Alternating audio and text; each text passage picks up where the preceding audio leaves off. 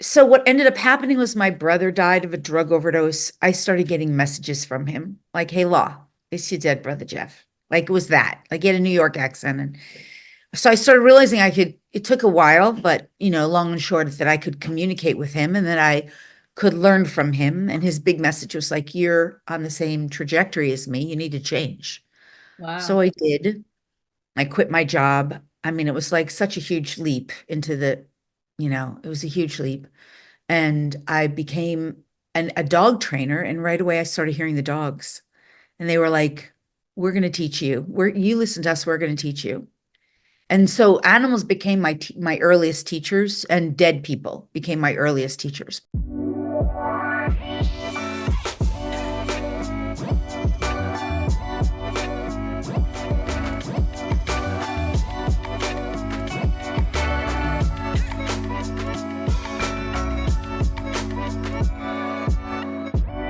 Hello, everyone, and welcome back to First Contact. I'm your host, Eesha Patel, and today's wonderful guest is Lori Spagna. Now, Lori is a best-selling author, spiritual catalyst, mentor, guide. She's a channel, animal communicator, energy healer, visionary, and luminary. That's a lot of wonderful things. She provides intuitive guidance, energetic support, metaphysical tools, and higher consciousness for soul-centered visionaries and leaders who want to make a global impact and achieve your highest fulfillment. So, Laurie, welcome. I'm so excited for this conversation today.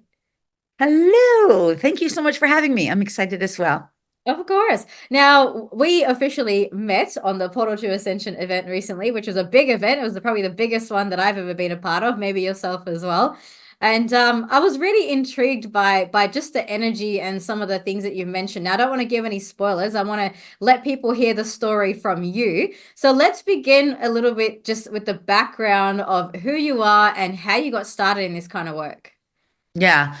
Well, the background is I was in corporate America for 20 years out of college and I was miserable and I got really unhealthy and I developed all kinds of unhealthy behaviors, and I just didn't, I would say back then, just like everybody, I was like, I didn't think anything better was possible. So I was like smoking excessively and drinking excessively and yeah, sexing excessively, spending excessively, the whole thing, my thyroid was off, my hair was falling out. I was incredibly overweight. I was going to doctors and, that's their solution was pharmaceutical drugs, like massive, ridiculous amounts of drugs. And nobody thought anything was wrong with any of this. I was like miserable, crying every night and waking up every day miserable. And I never got enough sleep. Like it just everything was wrong. I was six figures in credit card debt. And so what ended up happening was my brother died of a drug overdose. I started getting messages from him like, "Hey, Law, it's your dead brother, Jeff." Like it was that. Like he had a New York accent. And so I started realizing I could, it took a while, but long and short is that I could communicate with him and that I could learn from him. And his big message was like, "You're on the same trajectory as me. You need to change." So Wow. I did. I quit my job. I mean, it was like such a huge leap it was a huge leap. And I became a dog trainer. And right away, I started hearing the dogs. And they were like, "We're going to teach you. You listen to us. We're going to teach you." And so animals became my earliest teachers, and dead people became my earliest teachers. But within a year of that, just to kind of get to the what we're going to the meat and the juice of what we'll get into today, or the whatever it's called, the good stuff. What happened was I moved to Maui. My husband was divorcing me because he thought I was like whacked. And he wasn't ready for someone to get healthy. Like he needed a sick wife, not a healthy wife. So I moved to Maui and I started getting very healthy very fast. Like all the alcohol went away, all the pharmaceutical drugs were gone, like almost overnight. All the cigarettes gone. I mean, 20 years of smoking and I just gone almost overnight. What is it? You're gonna need to come here. Sorry, I have a very demanding dog. And Oh, yeah, the weight was gone and I started to get trained from my own divine team about like how to, it just started coming in, angels, guides, etc. So all of those unhealthy behaviors were gone within 2 years and the weight was gone and I healed my thyroid. And that's when I started sort of really changing. That those were the changes. But I was working with energy. I was learning how to be a healer of my own traumas and the traumas of animals. I was using it to help animals, and the animals, if I was working as a dog trainer, I was helping the humans. In those 2 years in Maui, while I was learning how to use energy, I had, and this is what we'll talk about today, and I'll just leave it at that. What I had a near death, which just was like not anything I was ever prepared for. I had all kinds of incredible, these experiences that it's just so off the charts bizarre. And while you're going through them, it's like what is happening? And of course, it was the first contact experience. So Yeah. that was the beginning, in a sense, of the future of what I do now and everything that I now bring forward. So yeah, that's the long and short of I have it. so many questions and all of that. I just want to, for some of our viewers out there, I just want to sort of slow some of these pieces down because I understand that when you go through the awakening, and I was very similar like you, Lori, is I just quantum leaped through the different stages of it, and suddenly I'm channeling, and suddenly this thing's happening, and I'm accessing dimensions and all of that. But I think sometimes it's people might be thinking like, but how did you learn that? I mean, how did you get started with energy healing? Did you go and like study this somewhere? Did it happen naturally? Did your did the dead people teach you? How did that come about? Yeah.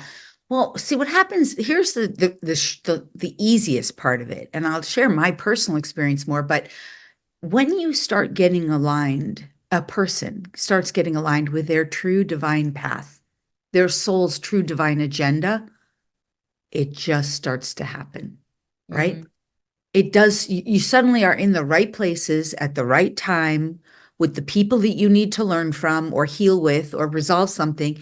It starts to fall into place. But it wasn't all butterflies and rainbows. It was hard. I mean, my dog died of like cancer because I was processing so much anger, right? Because cancer is the energy of anger or resentment. There was just so many things that happened. But all right, how did I get into it? Initially it was like just I was just like I knew my life was a mess. The brother died and I just started paying attention. It was like a whole year of like seeing things, hearing things, getting messages and unpacking it like I was self-training. I didn't know. I just kept paying attention. Like, I'm seeing this, I'm hearing this. Am I making this up? Is this real? If this is real, I need some more evidence. And I would get a lot of evidence and I'd follow the evidence. Okay, if that was real, please validate it. Please tell me if that was real or did I make that up? Like that kind of stuff. That's how it started. But once I got into Maui, the initial thing was I got my Reiki master, which is a great place to start with yeah. Reiki or some kind of basic level energy healing modality. To me, Reiki is very basic. It was awesome. It changed my life.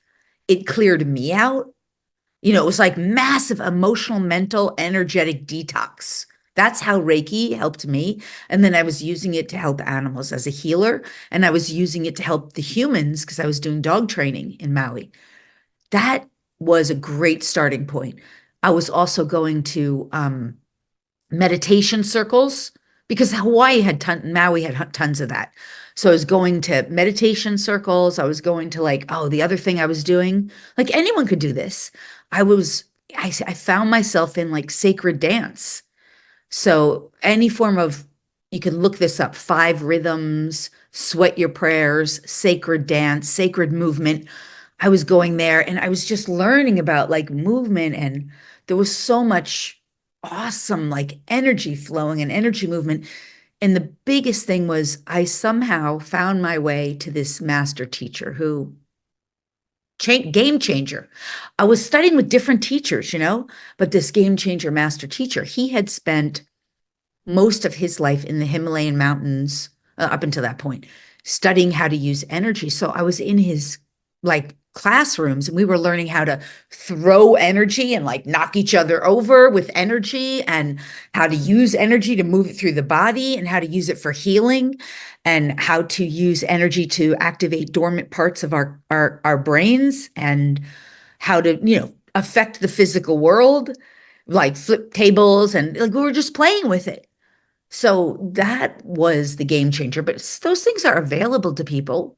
You can find out about those things. You just do a search in your area for those kinds of events. Meditation is definitely the opening door, a huge part of it.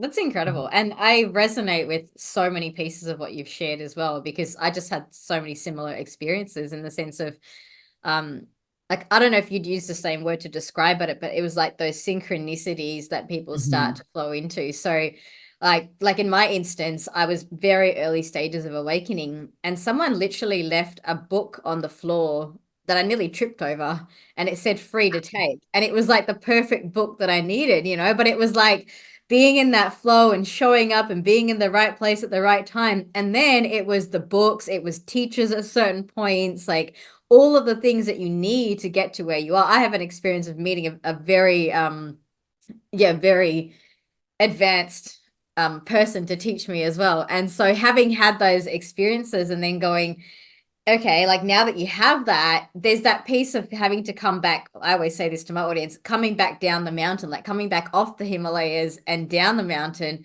to then do something with that. So once you had those experiences, what did you feel like was your calling to bring forward into the world?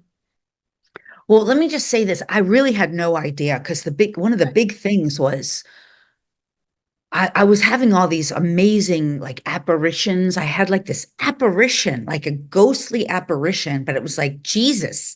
And he was like standing at the wall, like in front, and he was like waving his arm, like come through this door. Like it was a wall. I was like, I can't come through. But I really understood. He said, like, come, like you're moving into a new dimension, right? And I mean, I had this time where these angels, these angelic beings, like they were literally like they were real. My eyes were open, coming out of the sides of my eyes. Like I could see them, and they were angelic beings that were so huge, like fluttering rainbow lights. The reason those things happen to us is because we are meant to come into a state of knowing. And I Mm, know that you have this, right? Because you're explaining it. When you have direct experience, it doesn't matter who tells you something's not true right. because you're beyond belief. You know. So these things start happening. And here's what's so important because I will get to your question of the coming down the mountain thing. But what's most important for people to understand is that your connection with source, whoever you are, your source, your divinity, your team, it will not be denied to you, period. It will not be denied. It's only ourselves who deny it. So when we finally go seeking it, that's why those synchronicities happen. And by the way, you're right, because law of synchronicity is a universal law, it's real.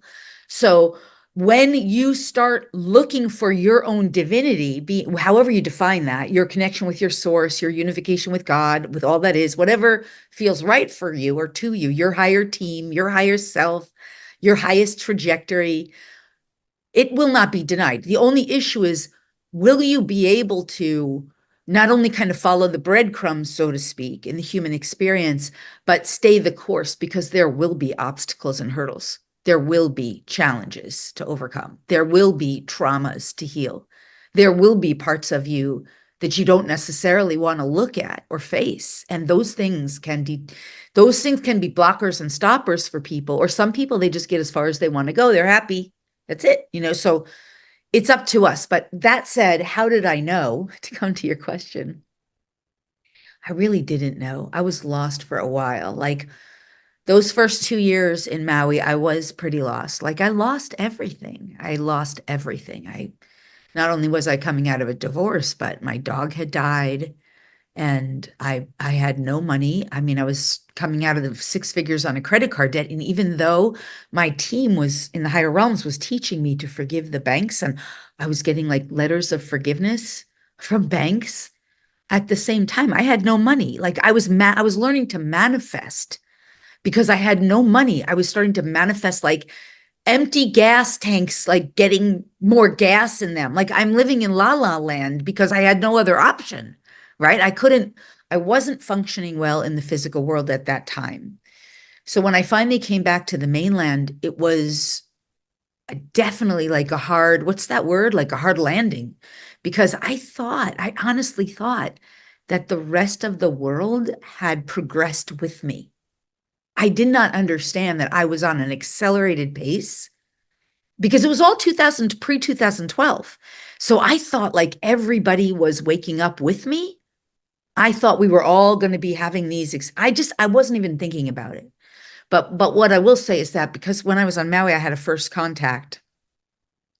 That was such a game changer too. And I was playing with like energy that whole time and starting to do it with the few people that I knew and the animals that I was working with. I just that was my new way of being. That's what I'm saying. So I didn't know any other way. The transformation was so radical and so dramatic within me in that small window of time, so accelerated. I really didn't know anything else. Starting the business and the career out of it, that was slow and over time, right? I had to find my right voice. I had to keep doing healing. There was a lot of trauma healing Yeah. along that journey. There was a lot of painful experiences that I still had to resolve. So that was part of building the business because I was sharing that, sharing everything I was learning is almost as fast as I was learning it because it was so good, you know? Yeah, yeah, yeah. That Right. that's a feeling I can also resonate with. Very, Right. very going from Yes. um like an awakening to sharing within, I think, just a matter of weeks. It's just like so fast, you know. And I wonder Yes. if that's why you had to be in Maui, because the energy of Maui is quite unique in and of itself, right? I don't know if you'd be able to have that same experience somewhere else where maybe the energy is a bit more dense. It's almost like you got taken into this location, put in this little bubble, but then you still have to come back. Yeah, I mean, I really feel like that was a divine appointment, especially once I had the first contact experience, because that was my star family in a sense, or the beings, who were representing as star family races, where it was like a part of me that was with them all along was just unifying with the part of me that was here in Earth, and that braided unification process of, I guess you could call it future version of self or another aspect of self unifying. That happens so fast, but that could only happen in an isolated place like Yeah. Maui. So to me, that's all divine appointment and part of what my unique mission and purpose was for, incarnating at this time. So tell us the story of this contact. Is this the same as the near death experience, or are they two different stories? No, two different. Oh, well, Okay. I'll tell you the near death first because it's really fun and good. Like it's not like your traditional mainstream near death, right? Right. So what happened was when my dog died, I was so heartbroken. I was just so heartbroken. I just wasn't prepared. I couldn't handle it. And so I showed up to my class on Thursday night with that master. Just, I was so broken. And I knew that he himself had had 7 documented cases of near death. So I already knew that he could help me. So I was like, please, please, can you just help me know where she's at? Like, please help me know where she's at. So he put me in the middle of the room and there's like 20 people around, it's like a whole circle of people that I worked, played with every Thursday night. And they were all around me. And all I know is he counted to 3, he snapped his fingers, and I was, as far as I know, like dead for all I knew. And the whole physical reality was gone. It wasn't an astral travel. It was that this is how I've unpacked it since. What I understand is that he just knew how to activate using energy, the DMT in my brain, which for anyone who doesn't know what DMT is, it's just a chemical that the brain releases when a living being dies, a person or an animal.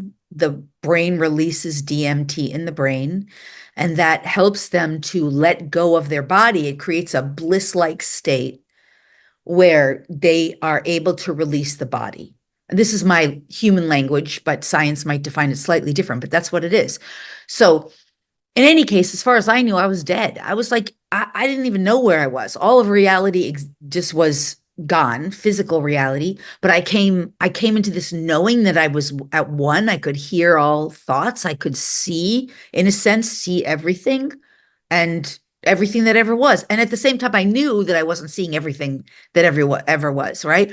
But in that moment, then my dog was with me and she was just saying, Mommy, I love you. I love you so much.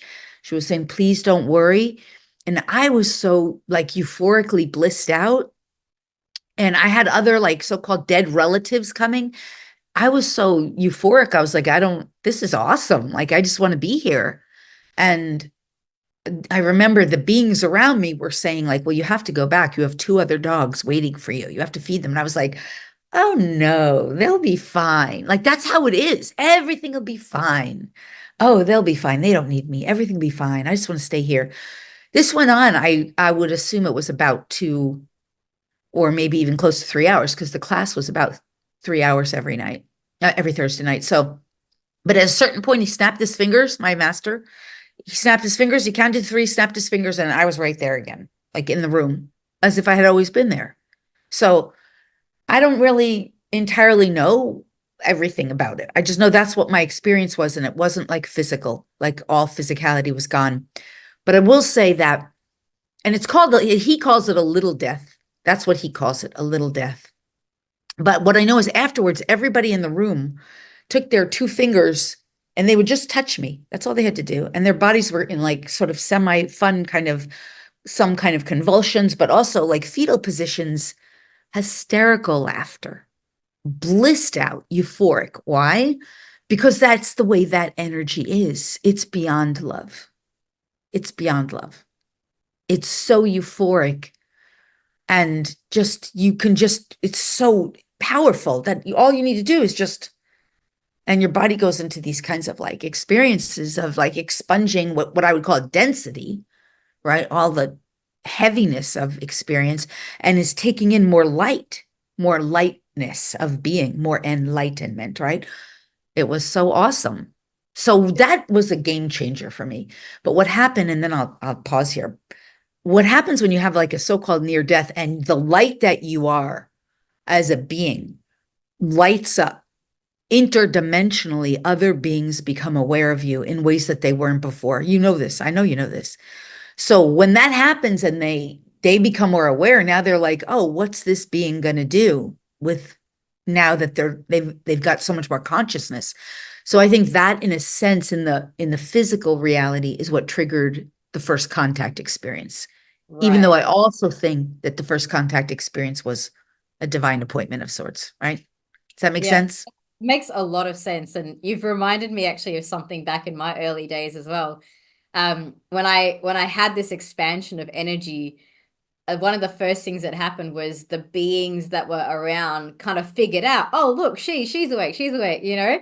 And so Yes. I had this studio that I started in Perth many, many years ago now. When I first started up that space, the energy there was really dense and there was some spirits on the land there that just they just needed to go home.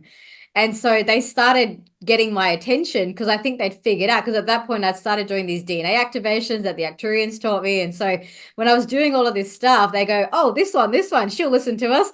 And so all these spirits used to come in, and I had to do so much clearing on the land for about, I think, 6 months. I just cleared it all out because they knew that I'd be the one to pay attention to them. So I absolutely Yes. understand what you mean about when you awaken and they start to see, it's like they see this light going up and they get attracted to that. The beings get Yes. attracted to that. It's fascinating. And that Um, makes so much sense when you say that. I totally get that. Yeah, that's very cool. it does, And you right? basically, because that's part of the journey too, because it's part of like, is this person, what are they going to use their new abilities with? Like, how are they going to Yeah. use it? Are they going to use it for in service to the light? Are they going to use it in some other way? Is it going to be self-serving? And so you're presented with opportunities to demonstrate who you are and how you're going to be in this new elevated state. And that is a sort of to a certain degree, there is a definer. How will that will shape your course going forward, right? Because I've never thought about it like that because to me, I think it was just obvious. I was like, well, these spirits are trapped and they need to go home. So there was only one course of action, which was send them home. And I did a cleansing ceremony and it was quite chaotic actually. Like, I had this belt that I was wearing at the time and it fell off and just like weird stuff happened. And but when you say it like that, I'm like, yeah, I guess there could have been other options in that as well. To me, it was just like it was obvious that service was the way to go. I yeah. think that's just but who but I it's am. part of how you earn. I'm using this as an example, but it's kind of like part of how you earn your wings. Right. Oh, You're it makes demonstrating that you are being kind of responsible by choosing a path that's aligned with service, because yeah. as these abilities grow, as you start to they come slowly at first, but as they grow and you utilize them in service, more and more of your abilities start to blossom. Oh, that's such a To beautiful me, your reminder. story demonstrates that. Yeah, yeah. Would you be able to replicate that experience with your master? Like what he did to you, would you be able to do that? Oh, I don't think so. Yeah. I don't know because I suppose if I attempted or if there was reason, I don't feel like there's anything I can't do if it serves the light, if it somehow is in service to the will of the divine for the person or animal involved.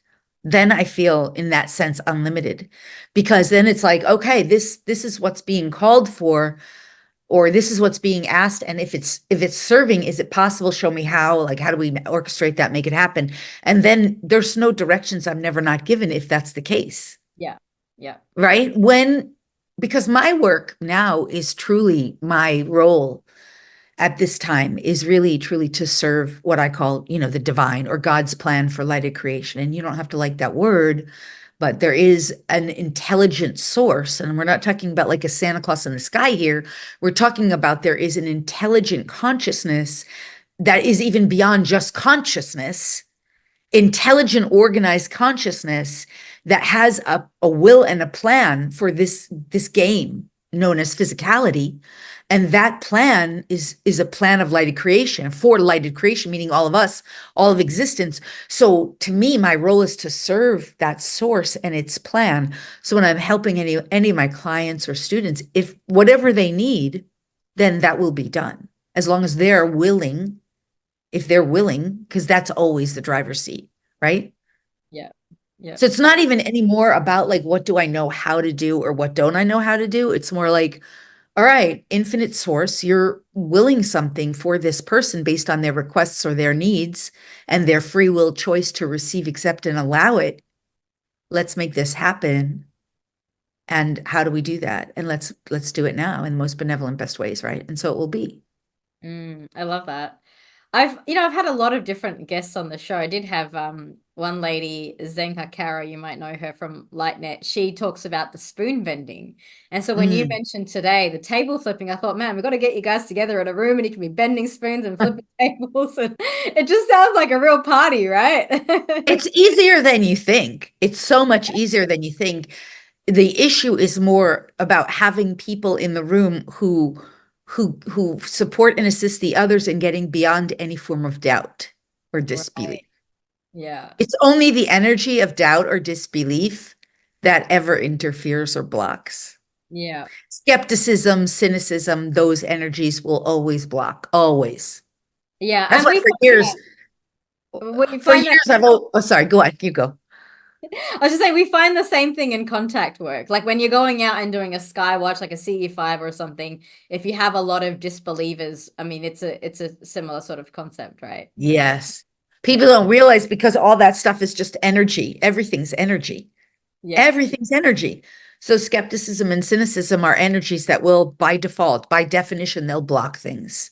Yeah. I've said for years, I really have no desire to interact with that kind of energy because they're not ready, Yeah. right? Wonderment. That's good. Wonderment. Like, I just wonder. I'm totally open. Inquiry, like honest, sincere inquiry. I'm so curious. I really want to better understand or know what's available. Now that's nice energy to play with because then floodgates open. Yeah. I love that. Mhm. So let's go now to your first contact experience. Tell us all about that. Yeah. So, well, when I was working with this master, the thing he would teach us to do all the time, he would say, like, don't sleep at night, meditate through the night. And he would teach us particular practices that were like sleeping meditations, but you were awake, right? We were awake. So I lived on a golf course in Maui, in Pukalani. And so I would go sit on the golf course, on the backs, most of the time on my back porch, overlooking the golf course overnight, and I'd meditate there. And this one particular night, somewhere around 2 o'clock in the morning, I opened my eyes in the middle of a meditation. So I was completely lucid. I wasn't sleeping. And there was circular, very low to the ground, circular light move. It wasn't just a light. It looked like a star, but it was beaming like colors. in a circular motion. And back then I was so oblivious. Like I did not understand that there were like good ones and bad ones, so to speak, or ones that are benevolent and ones that are malevolent. Back then, all I thought was like, oh, 2012 was coming in a few years, or however many years it was away. And, I thought they were here to help. So I was like in awe. I was like, oh my God, I've heard about the ships that are coming to help. And if there's anything I can do to help, please let me know. Like, so, right? That's what, but now understand, I was already doing telepathy. I was already doing animal communication, telepathy. I was already developing my psychic abilities. So I knew I was telepathically communicating with them. And at the same time, I had almost like in my inquiry or in my like innocence, wasn't expecting anything. It's just so, but all of a sudden, boom, into like just immediately, I was somehow like teletransported on ship, for lack of a better word, because that's the only word I know, right? But it was like I was now in a different physical state. So I wasn't physical carbon anymore. Like I was what we would call like crystalline or plasma, right? Different, but it was real. I was physical, but not physical like we know. And I was in the ship and I had the ability to move about freely. There were cameras everywhere. I was able to see this one, like, I guess you would call it operating. I don't know what kind of camera room. There were all cameras there. And there was like tall man in there, male figure, who I would now identify as Palladian, but then I didn't know. A good example, he had, he looked like it's the character. This it's so weird to say this because I think it's kind of funny, but anyway, it doesn't matter. He had long, tall, blonde hair, long, tall, lean guy, blonde looking hair, blue eyes, right? Like I would identify him as Palladian. But I really didn't pay much attention to him. He was watching all the cameras. I was able to walk down a long, like, hallway corridor. All the doors would open like on Star Trek. You just stand in front of them and they open. I got into this room that was kind of like a stadium type of room. I walked through that room. There was a woman there who I identified and at the same time couldn't. Like I knew her, but I didn't. And I remember I said, what is this for? Like it was a stadium. She's like, this is where we keep all our kids. And she was like, do you want to go back there? And I was like, no, I don't. She was like, good. She was very pleased that I said that. I didn't want to go back there. And in the moment, I was like, well, why am I in here? Like, I just didn't understand. So I was like, I wanted to go home. She said, that's good. Fine. You can go home. And she asked if she could, at the time I had no idea, like chip me, but that's what she did. She put a chip in there. And then the next thing I knew, I was just back on my doorstep, like on my porch. Like, that's crazy, right? The next day, I was so angry. I remember being so angry. I didn't have anyone to talk to. I didn't know, I didn't understand what happened. My arm felt, I could feel it. It was like, I just didn't like the experience. I didn't understand. And I would say for the next, I don't know how long, but it was a while. It was at least a few weeks. I was getting all these like, I would call them like downloads, like just stuff going across my mind, like not like a computer screen, but symbols and signals and messages. I couldn't, my brain could not make sense of any of it. And I would ask every night, like, what is this? What is this? And I would be told, you'll know when the time comes. So now I get it, right? It was just everything that was upgrading me, that was, in a sense, integrating that version of myself, which I resonate with as like a star being, a star seed, star being from the stars, that version of me that was integrating with this very human version. I call myself a braided star seed. And it's just terminology, right? But at the same time, it's how I resonate. And after that, that's when I started doing DNA activations too. I totally get how important those are. Like, I love that you're doing them because they're such an important part of this work. And I think that's why so many of us got these kinds of weird, like, downloads and things like that, because it enabled me to start doing it without ever having to learn. I never had to learn it. I didn't have to study. I just started doing it first for my dogs. And I was like, oh my God, that dog just jumped like a 6 foot how did that dog do that? And then I started asking like people to come over from Maui, just like 4 or 5 people. And I'd be like, okay, let's do these and tell me what's happening. Like, because I was just playing with it.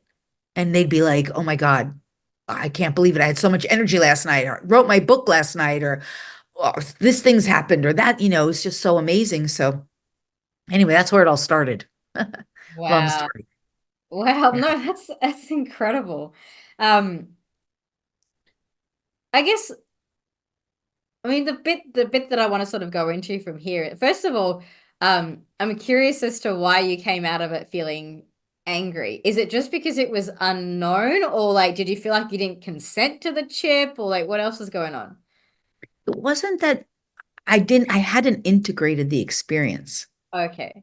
So I knew that something happened that I didn't feel like I fully agreed to before. Yeah. But Right. nothing bad happened. Yeah. It wasn't like anyone had me on a table or like any of those horrible things. I'll say that I did a lot of regression work over the years, a lot of meditation, a lot of inquiry, a lot of working with my own divine team. So it wasn't like anything happened against my free will. It was more that I didn't understand. I didn't have the whole picture. And the next day, I felt the kind of invasion in a sense of like, I'm sitting on my porch, like, what the F, you know?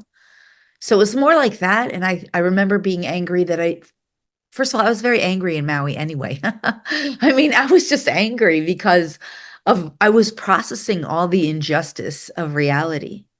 Yeah. I was processing when you step also, not to go into the whole conspiracy stuff, but when you start waking up and you start realizing a lot of that stuff that's been done, which we don't even need to go down that rabbit hole, it's hard to process that. And I was processing anger at 20 years in corporate America, feeling like I was forced, and an ex-husband who's divorcing me because what? I'm trying to get healthy. Like all those things were already in me. And Mm, now I'm having this first contact experience with someone sticking something in my arm. I don't know who they are. I wouldn't have even called it first contact. I didn't even get it. Like, and I was angry because I didn't have anyone to talk to about it. I was like, living alone in Maui. I didn't know anybody. I had no money, I had nothing. So all that stuff I had to process through. But I yeah. will say that as I started to realize how I was able to help people, as I started to realize that I could heal animals. I mean, I was working with animals like just on the side of the road who were like wounded, and I just pull over and I just start doing it. Like what you were saying, you just suddenly realize you can do things that you never knew you could do that can help. That was making me happy. That was fueling me. And the excitement of being able to make a difference. And then also because my psychic gifts were coming online. I'll never forget this one night. And I know I'm going off on tangents because you're giving me the time to do it, but I was in a bar with these two women from the Thursday night group where, we went to a bar afterwards and we were having drinks. And I mean, like, I didn't even drink anymore that much. So, like, one cup of beer made me drunk. But we had that, and I was just giving a psychic reading to one of the women. I was like telling her all these things about this relationship she was in, and I'm defining all this stuff, like describing the house that she lives in, and all the things going on, and the thing with the guy. And she's sitting there like, I don't know what you're talking about. I don't know what you're talking about. And I'm like, well, I know what I'm getting. I mean, I know what I'm getting. This is so weird. And we're in a bar, so I'm like, I'm not drunk, but maybe it's the alcohol. I don't know. Anyway, I go home. I get home, not in the door 5 minutes. The other woman calls me up and she's like, Lori, I couldn't say it in there in front of her, but everything you got was for me. Everything you described. Like, so, okay, the reason I tell that story is that was what was curtailing all the anger, because even though I was processing through the emotional wrongness of this reality, because when you start waking up to the fact that you're living in a dream and all this stuff's happening, it's like you have to process through that, right? But at the same time, because all these gifts were coming online, there was so much amazement and so much realization how much wonderful things were happening, how incredibly like powerful and effective this stuff was to help. So both things were happening. Does that make sense? It does, and I'm glad you've touched upon it because I think, people have their awakenings in so many different ways. For some people, it's a blissful experience. Like you go from one reality to another, and it's like, wow, this is cool, and you're sort of just in that. And for other people, it's confusing, and you get lost, and if you don't have anyone to talk to, so for anyone who's watching this, who's maybe at that stage right now, I just want them to know that it's okay, and that just sit in that, like really sit in that, because sometimes we don't see the whole picture until years Yeah. back, and then you go, okay, I can see the gifts in the way that it happens. So yeah, I'm really glad that we've really brought this up and gone into it. um Yeah.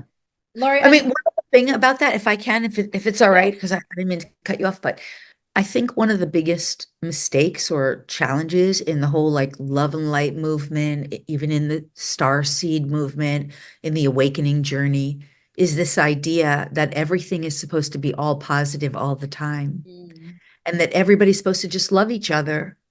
And I think I just want to call that's bunk. Like it's a hard journey. It's not all love and light all the time. It's not all law of attraction positive all the time. If you if you want it to be that, you'll hit a dead end. In other words, you can have that, but then you won't reach the depth of your capacity for incredible fulfillment, deep fulfillment.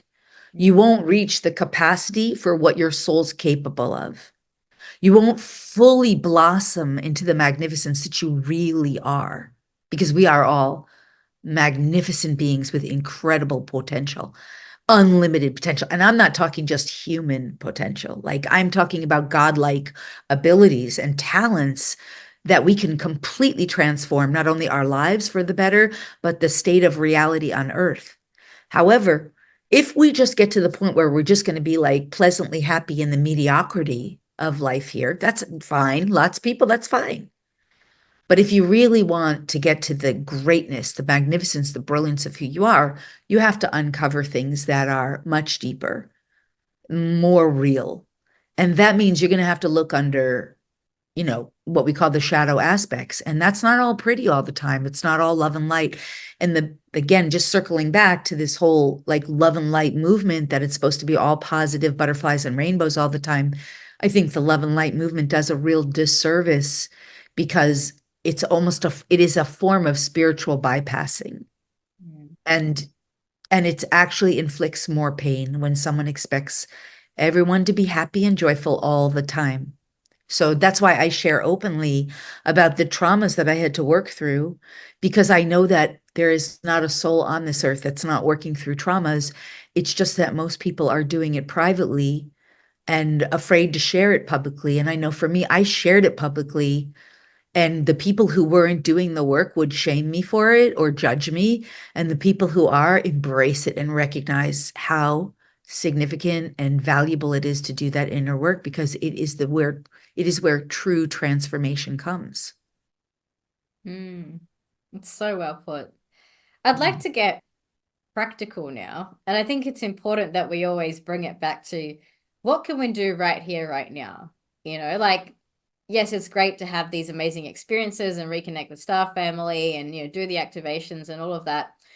What's something that people can do on a daily or regular basis that's simple, straightforward, that's going to really move the needle on their vibration and their ascension? Yeah. I mean, there's a lot of things. Number one, unplug from technology as much as you can. Get out into nature, get real sunlight and real connection to earth. Practice being still and quiet without interference of like overstimulation in the external world. So again, nature, quiet places, get comfortable in the silence, get comfortable listening to your own thoughts, get comfortable hearing and seeing what you might miss, get comfortable being able to see and perceive what you never thought you were able to see or perceive, including things like lights that move, or it's all available. It's not being hidden from us. It's that we're not utilizing our extrasensory potentials. So start getting comfortable in the stuff that's not. like that's still quiet and, in nature, unplugged, etc. Learn different breathing techniques and breathing practices. Learn learn how to access your dormant potentials, such as other brainwave frequencies. I mean, that's something I teach always. Get into meditation circles, energy healing circles, hang out with high vibe people, and know this: there is no way you can hang out with high vibe people if you're not going to become one. So ask how you may be of service. How can you contribute? Start thinking from service. How may I serve and contribute in this world? How may I serve and contribute to the betterment in this world? Whether it's cleaning up beaches, it doesn't matter, because a service-based heart is a heart and a being that will get on the path to joy. Service is the fastest path to joy and ultimate fulfillment. It is where joy comes from. It is through service and contribution that joy is birthed through us. So those are some basic, simple things. And one other thing I will add in, so important. I mean, yes, start paying attention to what you put in your body. Like get rid of artificial dyes, chemicals, artificial sweeteners, diet stuff, pink packets, blue packets, all diet soda, all that stuff is poison. Pay attention to what you're putting in your body, because your body is the vehicle for consciousness to pass through. And I mean, you don't have to have a body to be conscious, but if you want to live in this world, you need a high frequency vehicle. So that does matter. Get rid of all the chemicals in your house, get rid of the chemicals in your laundry detergent, all that stuff. Start cleaning out your bathroom for anything that's not, if you can't eat it or at least can't pronounce it, don't be putting it in or on your body. All right, these are the whole list of things, but above all, if you don't know how, get with a mentor, because no, you do have it within you, but it's like anything. Doing it on your own takes 20 times longer. The reason I had an accelerated journey is because I was one of the people on this earth who was meant to do it the hard way, unfortunately, to do it alone. I don't know, maybe I didn't always have to do it that way, but thank God I had that, like some of the teachers I referred to, the master and other teachers. But get with a mentor, get with a coach who will help you accelerate your journey and who will support you, because weird things do happen. Weird things that will make you think this shouldn't happen. And if you don't have a master or someone working with you that kind of can help you be like, yeah, that's energy moving. That's normal when your body's doing this, or whatever it is, get the support of other people. Community is resonance and entrainment. This is what I'm saying. So put yourself around high vibe people and get coaching and support. Really important. 100% echo that. I think it's one of the biggest game-changing decisions. A lot of people say, and this is probably important to speak into. They say things like, "Oh, we all have everything within us, so why should I get a mentor?" Well, we do have everything within us, but your capacity is limited by what you've been taught, what beliefs you've picked up, the kind of childhood that you had. There's so many things, and if you don't have the possibility and the potential, it's that idea of you don't know what you don't know. And if you don't know that flipping tables is possible, you might never experience that in your life. But if you work with a mentor and you see other people doing it, and they're having these experiences, and you're doing DNA activation, now suddenly you're in a space where the possibility is expanded. No one's going to flip that table for you. You're still going to do it yourself with your own Yes. energy. You still have to walk the own Yes. path, but it's that togetherness that I think really supports that. And I just don't think we're here to walk ascension alone. I don't want to do it alone. What's the point of getting to 5D if I'm by myself? I want to see Yes. my bodies with me. Exactly. And because here's the other thing, just to dovetail on what you're saying, is that what people don't really understand with regard to energy is every being is in their vibrational bandwidth. The Yeah. only way you can get out of your vibrational bandwidth, the only way, is either some kind of trauma happens, which I had trauma happen. I had a near death, but I was already in vibrational resonance with my master and the energy workers that was allowing me to have breakthrough, right? So either some kind of trauma happens. The initial trauma was my brother died. The next trauma was my dog died. But some kind of trauma happens that shakes you up to such a degree that everything is questioned. I had a trauma in a sense, you could say Reiki was an energetic upliftment, right? Or the other thing is you get an energetic shifting, upliftment. The only way you can get an energetic upliftment, the only way is to be in resonance with someone whose energy can uplift you. And I'm sorry if people don't like that, but you are trapped in your own vibrational bandwidth until you are in resonance with frequencies of energy that can elevate you. And that is point of fact. This is why we call on angels. This is why we call on guides. This is why we call on ascended masters, especially in the earlier phases, because we're still understanding that they're at resonance, they're at energetic frequencies that are beyond the human energetic being. This is why we do meditation. Otherwise, you could just think your way to it. And Exactly. just one last piece on this is that real spiritual growth cannot be learned in a book. It cannot be learned by listening to a podcast. It cannot be learned by watching a program on Gaia TV. That is not how spiritual growth works. It cannot be done through pulling a tarot card. I'm sorry. It is done through direct experience and union with source, with the infinite, with some aspect of your own eternal ever being that is bringing you into more union and oneness with that source through direct experience. Nothing in a book will ever do that for you. No podcast, no TV show. So the only way to get into direct experience is through some form of energetic transformational process. That's why DNA activations are so powerful, because they start energetically transforming the being from the inside out and awakening more of the dormant potential that is within. Mm-hmm. I love it. Absolutely love it. And I think this answers the question of, so many people say, oh, well, we have everything within, so I don't need a mentor, I don't need guides, I don't need galactic guides. And I said, that's great. Have you looked at the world around you? Because if that worked, we would be out of poverty. We would be out of that suffering, and we're not. Why? Because of exactly all the things that you've just said. So, for people out there who are watching this is your call to action. Do the thing. Get a mentor. There's plenty of good ones. Lori, myself, probably anyone on this show that I've had, they're all excellent people. Whoever you resonate with, I think that's where you need to lean in and go for it. Lori, with the few minutes that we have remaining, I would love to know, um, what is something that people can do at that more advanced level? Like, say, for example, I wanted to activate my DNA right now. Is there a simple process that you could talk us through that would allow people to give it a go?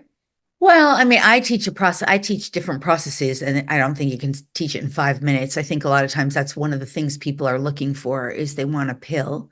It's the easiest thing in the world to do, but it's not necessarily something you can learn in 2 minutes or 5 minutes. But I mean, I would say one of the things you can do right away is just learn how to breathe through the heart, right? Mm. The heart has brain matter. The heart, we don't think that this is a breathing apparatus. And yet, from an energetic point of view, it can take in all kinds of energy because it's magnetic center. So just by learning to breathe through the heart, which is an easy thing to start practicing, just practice it. It's beautiful. I And love it. then the other thing I would say, and this is a big one, is that because when you start understanding the magnetic capacity within you, through breathing through the heart, and you start understanding how that immediately starts to, you see, people in the earlier stages, they won't be able to feel it. They'll say nothing's happening, I don't know, I don't, in earlier stages, but you ask for more advanced stages. So once you start really feeling how quickly you can activate your own magnetic energy, your own magnetic center, then you start learning to call in the energy that you desire. What is the energy that you desire? What is the energy that you most desire to experience? Oh, for Any me, energy. personally? Yeah. I feel like I'm experiencing it. Okay. But just for the people who are listening, how about divine excitement or Yeah. divine enthusiasm or divine inspiration? How about divine peace? Peace. How I was about gonna say, I think divine peace is the harmony? a lot of people are looking for, because even if they say Yes. they want abundance or they want whatever, it's like at the core of that, what they're really wanting Yes. is to just sit. So once they have the money, once they have the house, once they have, it's like, what's that thing that they're really seeking? And I think it's the peace for a It's lot of people. divine peace, Yeah. also divine harmony. If you have divine harmony, all your inner organs, everything within you is working in harmony. What does that mean? Yeah, if they're all working in harmony, it's health, right? Mm. Okay, so understand all those things are energy. What is peace? What do they think they're looking for? They don't know. They have this idea. What's peace? Okay, it's a state of being that is brought about by understanding how to work with energy and bring it into the body, that energetic frequency of divine peace, which it's so easy. And once you learn how to call it in and expand it out, and if you allow yourself right now, you'll feel it because it's so easy for me now. Just let Mm. yourself, you can feel it. It's so effortless to start moving energy and expanding it around you and being the very energy of the thing that you want to experience. Once you start understanding that everything's energy, we're becoming energetic beings. We always were. We just didn't know how to be the energy that we most desire. That's an advanced practice. I love it. And I think the ones who are watching this who are at that next level, they'll feel the transmission that's just Mhm. gone out, which is I mean, wonderful. it's just so simple, right? But give me a half an hour, you'll be blissed out. I mean, it's so easy. It's so easy, but it's not like a pill, right? Yeah. It takes And it it, takes work. it And is there's a a practice. dedication aspect to that too, right? I mean, even if they come and they, and that was a beautiful transmission for a couple of minutes, but to really sit in that and settle in that and for that to become your new vibration, it's a daily practice, right? People are going to have to really commit to that and really, really make it their new reality. So, Yeah, for yeah. sure. It's a practice. That's why we call it discipleship. We're Yeah. discipling ourselves to the practice because we recognize that through the practice of utilizing the energies of the divine and bringing them in and anchoring them into this physical reality, by doing that, that becomes the energy that we experience.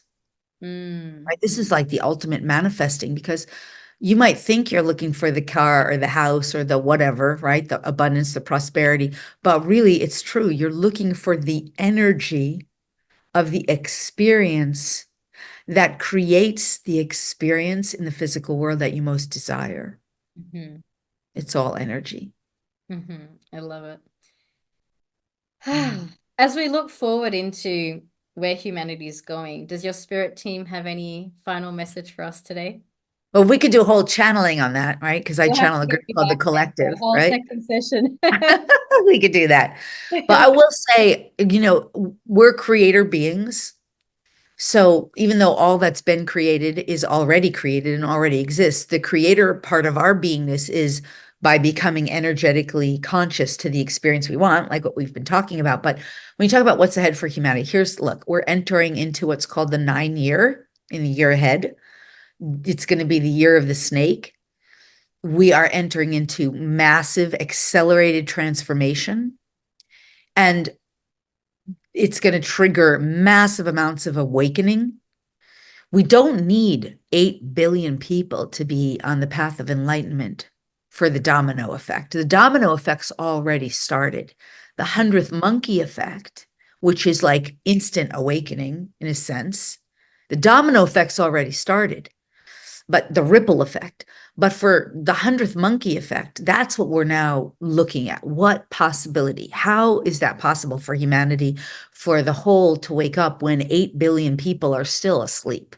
I mean, what do we got? 8.5 billion people. If we're lucky, if we're lucky, 1 billion is, I don't even know. I haven't asked lately the higher realms, but what I do get is massive awakening in the next year, massive transformation, accelerated awakening. The snake will not tolerate sleepy, unconscious people. So nine is not only transformation and snake is transformation, the potential for, let's call it egoic death, because that's more likely, right? Now, for those who are choosing a path of remaining completely unconscious, that path looks a lot different. For those of us choosing a path of awakening, that path is expansion, acceleration, more personal empowerment, more expanded potential, the same stuff we've been talking about, reaching more and more masses, more and more freedom and liberation. A lot of that freedom and liberation from the so-called oppressive, suppressive, you know, fear, domination, manipulation game that we've been playing, the secret covert agendas associated with control. That what we're talking about is accelerated freedom through the awakening journey. So I don't know if this is too esoteric, because sometimes people want like what's really going to happen. But to me, when you start seeing that happen, what does that mean? More systems that are no longer working, crumbling. And at the same time, more systems that are serving the greater good coming up. So what's a great example? Okay, Western medicine starts like big pharma starts getting different parts of it start getting sued, but just as quickly, all kinds of new holistic remedies that might have been formerly suppressed or repressed coming out. Okay, you could say, okay, another example, more and more exposing of the fraud behind insurance companies, like you're seeing it in Florida, for example, insurance companies, the scam behind it being exposed, but now new kinds of insurance forms coming out. Like that's what's happening on a grounded level. More and more exposure of the corruption that was used to be called conspiracy, which is now just clearly not conspiracy, just extreme corruption being exposed that allows the people to reclaim their power and create as a people better quality services for the greater good of all. More and more of that happening. So the job of us as people is to be not afraid when those things are crumbling, but rather to celebrate that what was formerly not serving the greater good is is no longer operating, less and less in the years ahead. So I could go on for a lot longer, but hopefully that makes sense, right? And I mean, I just say this last piece, if people are wondering, just look globally. This is really valuable stuff, right? Globally, let's go through the major systems so you get it. Financial, educational, food and water, medical and pharmaceutical, schooling, including colleges, universities, all across, media, which includes also entertainment. I'm missing one. Which one? Technology. Mhm. Across the board, when you understand that the systems were set up globally with an agenda to control, dominate, and manipulate, secretly coerce, that take away free will choice of people, make them think they have no choice. You have to do this or else. You have to do this or else. That is secret covert agenda designed to take away free will. That is what is being eradicated over the coming years. And in the next year, that will be accelerated. So we will see it eyes wide open. Mm. I think we are seeing that as well with well, I've just loosely kept up with what's happening with the Make America Healthy Again. So I think we're going into a very positive front in terms of the changes that are happening. And Laurie, it's Yes. been a very enlightening conversation. It's been a pleasure on the show. Thank you so much for sharing your story. We'll absolutely have to get you back on for a proper channeling and maybe some sort of experience. Where can people find you, and what's the best way for people to connect with you? Yeah, well, again, thank you so much for having me too. It's been fun. You've been really awesome at giving me, opportunity to speak so broadly. Yeah, they can find me at my website at lorispagna.com. They can get, I know your people love DNA activations. They can get gifted DNA activation at lorispagna.com/free gifts/DNA. They can learn more about their starseed family and their starseed origins at lorispagna.com/free gifts/starseed. And yeah, I also have a podcast. It's just starting. It's The Awakened Elevated Human. So yeah, I'm all over the place. YouTube, it's everywhere. Amazing. Love Yeah. it. Well, everyone, go check out Lori. Her work is amazing. And thanks for joining on First Contact. If you liked today's episode, give us a like, share, subscribe. Let us know your thoughts in the comments. And I look forward to seeing you guys next time.